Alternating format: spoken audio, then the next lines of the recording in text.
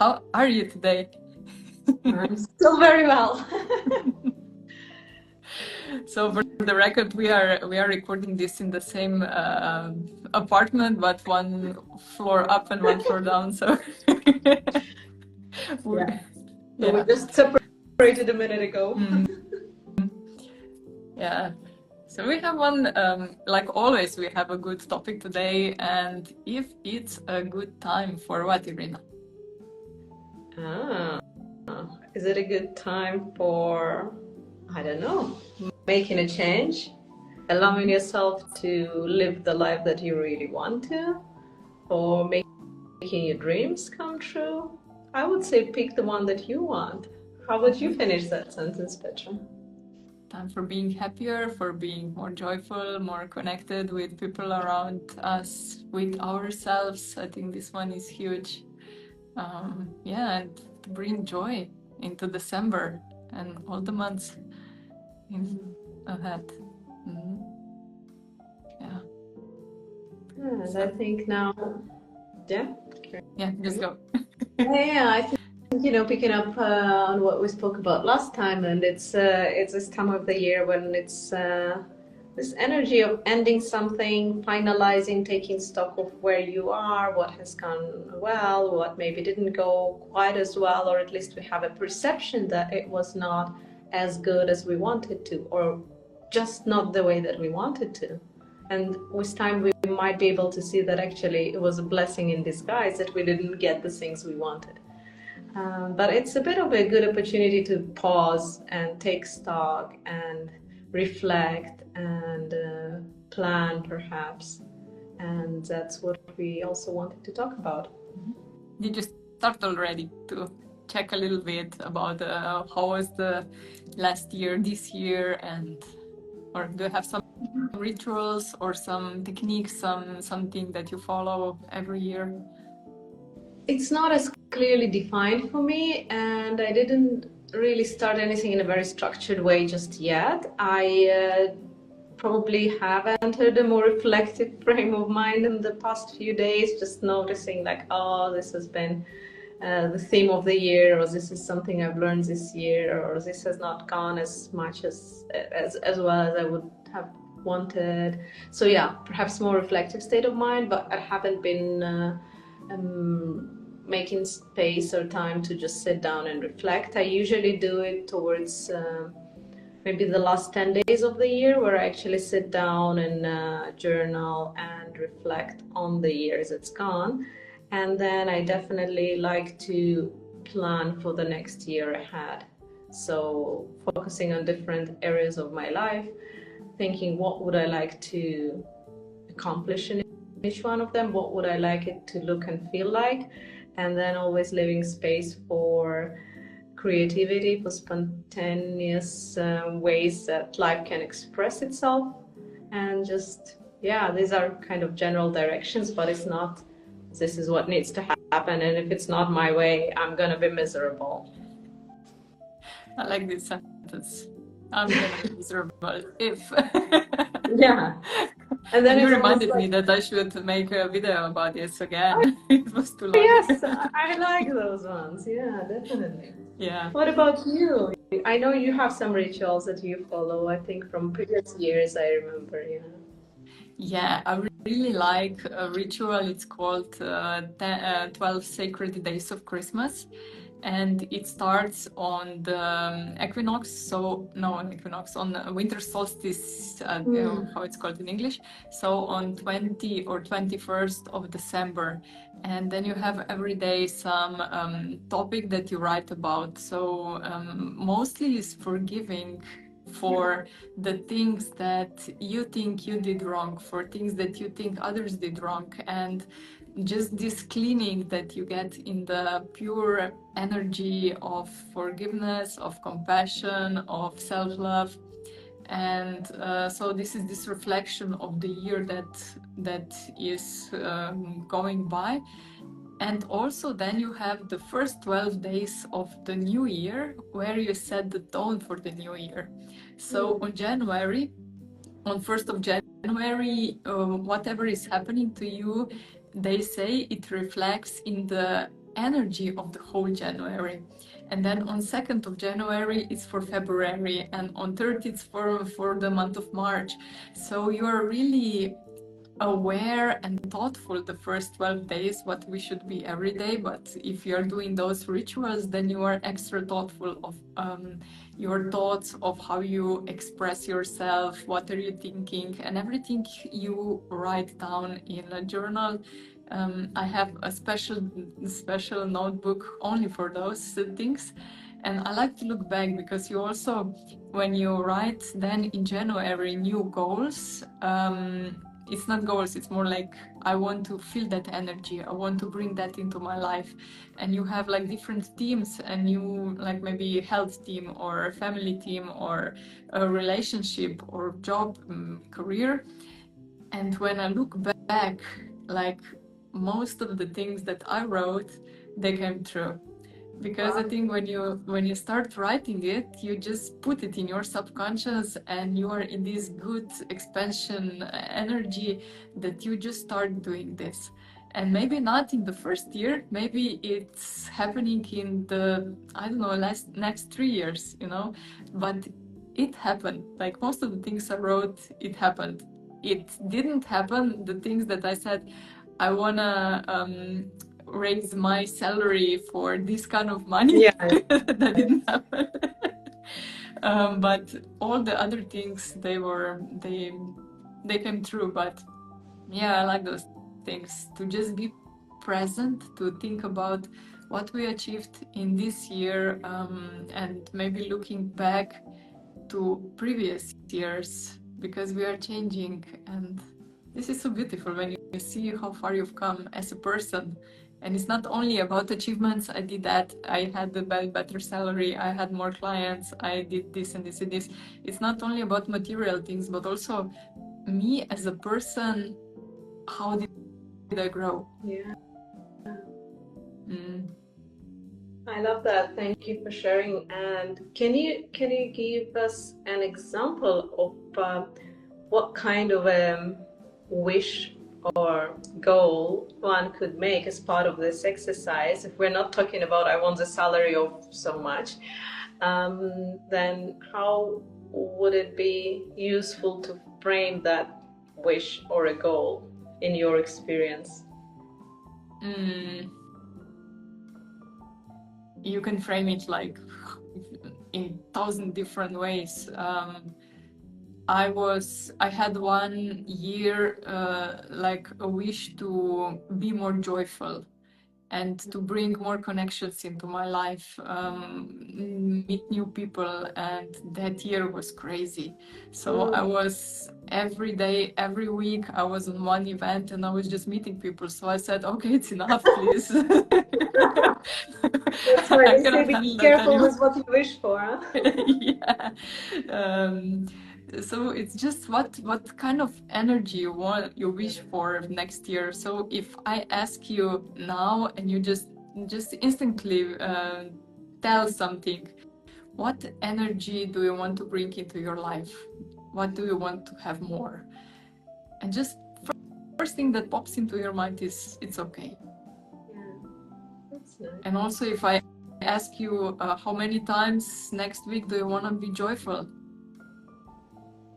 What all the number time. did you get? I love that. Something was just in my mind and it just escaped me. But I really like the idea of yeah, here it is. It's really about the, yeah, I think the states of mind. It's about how we feel rather than asking for a specific thing, right? And I think it helps generally in life, and I do that with clients as well. When they say they really want something, why do you want it? What will it give you? Because we don't want things for the sake of them. We are craving what we believe it's going to give us. Let's say I want, I don't know, the brand new car or phone or whatever it is, because there is an underlying belief that that would make me be seen to belong to a certain group of people. It will give me a certain status. And why is that important? That's not even the final layer, right? Why is that important to me? Well, so I can feel more important. I can feel that I belong. And then you flip it on its head. How else can you feel important or that you belong? And maybe you don't need the most expensive car in the world or whatever it is, but you can actually feel important by just making a difference in one person's life, by being kind to them on a day when no one else is. Mm-hmm. Yeah. So really taking it back to what is important to you, to your core values, and seeing how you can get there. And maybe some things that, and we get stuck sometimes, we're putting all our energy into an obsession. We think, well, if only I could do that, you know, if only I could become famous, if only I could become rich, then everything will fall into place. But then it wouldn't. Very often, even people who keep chasing that dream, and we've seen it so many times with very famous people in Hollywood, etc., right, who seem to have had it all and then they commit a suicide or something horrible happens because they still can't fill that void by getting something they thought that might help them. So just an invitation to explore, what is it that you truly want? What kind of a feeling and emotion? And what else can you do to connect to that? And the answer can be surprisingly simple. Yeah, for me it was really surprisingly when I started to ask myself those questions, and most of the time it was joy. What do you want more for in your life? Joy, more laughter. And I was like, but I'm having a lot of fun, but it was just keep coming up, joy, joy, joy. And then I started to observe myself, and I was constantly in a state of worry. Like when I go to bed, I'm just thinking about some scenarios that are like 99%. They don't have a chance that they will come true. But I just keep on thinking about some things that might happen and might go wrong. And then I have to remind myself, okay, you are now in the bed, just breathe. You are here and now, it's okay.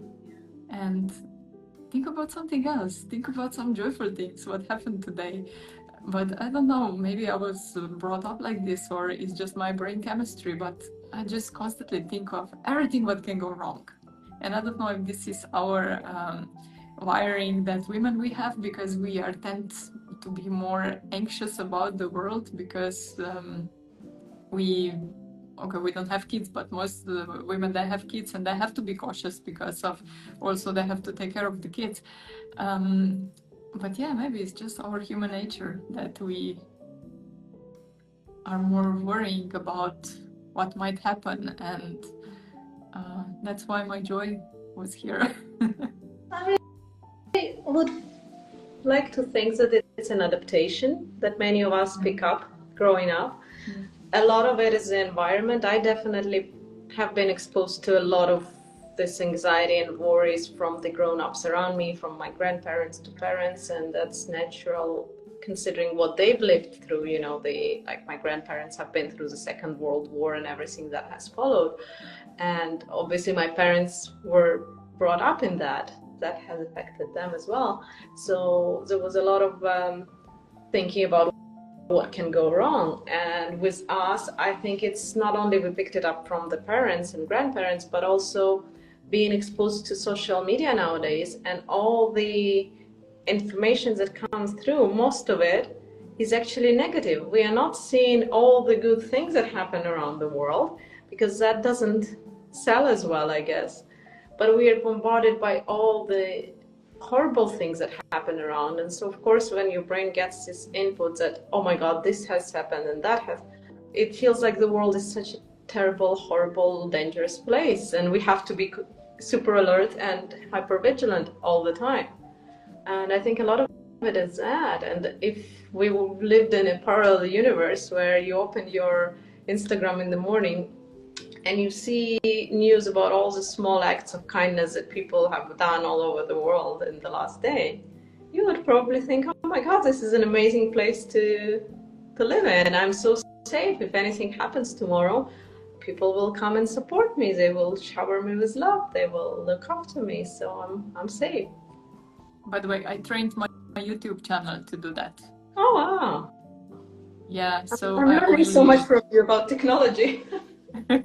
I only look at those good stuff, like how they restored some desert area into the green one, and then, or how somebody rescued somebody, and all these cute stuff that are really like hopeful. And so whenever I wanted to now to see something from my field, I just need to go and really search for it, because everything that I see on my YouTube is only those good stuff that is happening around the world. So it's interesting. But yeah, if we go back to the goals and the revision of the year, it's really helpful to ask yourself, like, am I satisfied with my year? Or is it something that I'm missing? Is it something that I would change? How would I change it? Or what wouldn't I change? And just to be present with all the efforts that we put into some project or in some relationship, or what was the biggest lesson of this year? What was the biggest learning? What was the biggest joyful moment? And all those kind of things, I think we can ask ourselves, that we go into the new year with a bit different approach, maybe, that we also see, okay, I did a mistake there, or that team happened now for 3 or 4 times, and what is my lesson here? Because I just keep on picking the same and same people with the same scenario, with different people, but with same outcome. And what is my role in that? Because I was just talking yesterday with somebody, and you know, when you see it from outside, you see that that person went through the same scenario with 7 different people in the last 5 years. And no, but it's not their fault, you know. They're just picking some strange people. But I would ask, is this really true, you know? What do they have in common, those people? Yeah, so also to look in ourselves, not only to the event and analyze it from the mental perspective, what went wrong, but also what kind of energy we came to this with, what did we that we just came with this output. So yeah, there are so many different questions that we can ask, and they are so powerful. Yeah, I love that. The only thing I would like to add, and it's building up to everything you said, is if you do this exercise, which I think is really a great one, I would invite everyone to do it with a lot of compassion and curiosity. Again, as always, I feel like I'm repeating the same thing over and over again, but I cannot stress this enough, because very often we would think about what we've achieved, but we will always notice what we haven't achieved. For example, you know, I wanted to I don't know, get this position in my job, or I wanted to hit a certain revenue target if you're running a business, or whatever your target has been.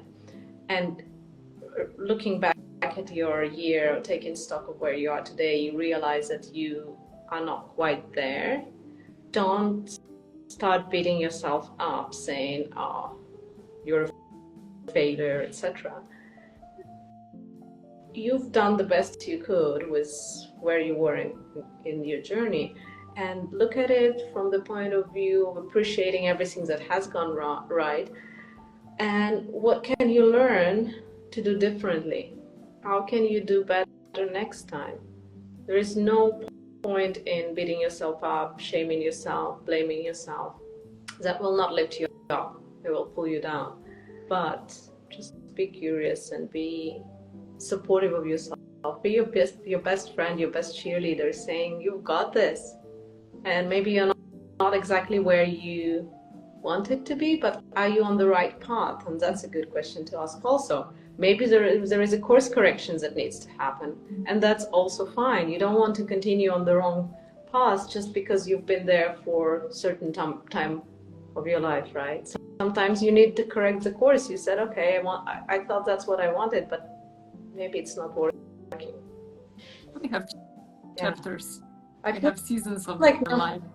I feel like that opened a new path now for this conversation. Is like, when do you actually course correct, and when do you close the door behind and say, okay, maybe I overstayed in relationships that's not working, or at a job that's keeping me miserable, or in the wrong country, or I don't know.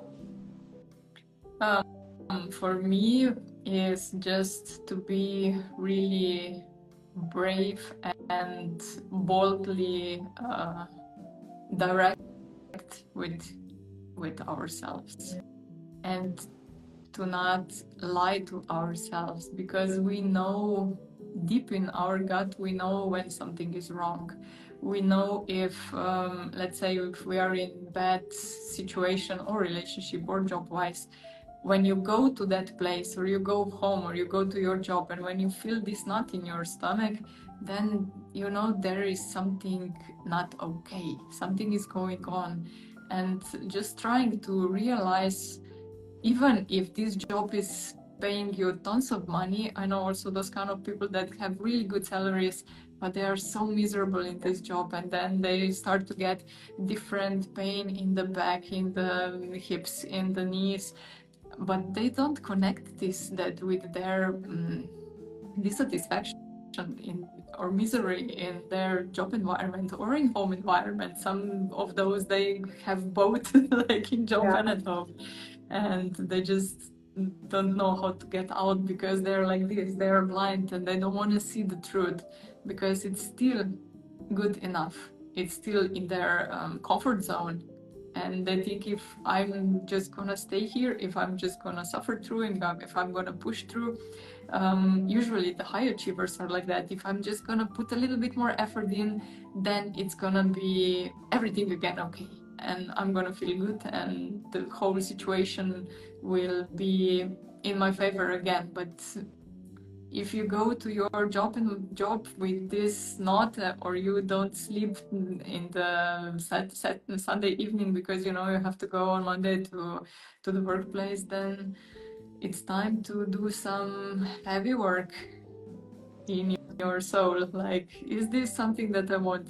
How can I change it? How can I do something different? Sometimes maybe you just need a good conversation with co-workers, or with the boss, or with the partner, and it's gonna be okay. But if we don't speak out, if we don't say it, if we don't tell it to ourselves at least, then we cannot solve it. I think that's a very important first step, to actually admit to yourself that something is not really working. And yeah, a big one is connecting the things that, as you were saying, that when your body starts saying no, when you're getting the signs in physical way that something is off, and dismissing them or isolating them. And I see that so often working with people, is that they like to fragment their lives. I think it feels safer, it feels more manageable. If you're like, oh well, I've got this smoking issue, that's what I need to fix, and they look at it in isolation, not realizing that smoking addiction, drinking addiction, gym addiction, whatever addiction or whatever mechanism it is trying to solve a bigger problem on this side that they don't want to look at. And that could be, you know, feeling isolated, lonely, not enough, and so many other things. So you can't just look at it in isolation, as uncomfortable as it might be. The only way out is through, and so you need to face the uncomfortable, but it's And to look totally the whole system. Yeah. Sorry. Yeah. To look the whole system, because we have like system inside us, like inner system, and then we have outer system, like with our environment, and everything is connected. But I just wanted to, before you were talking about what kind of energy you bring in, and my mantra is, in the world where you can be everything, be kind. Oh, I love that.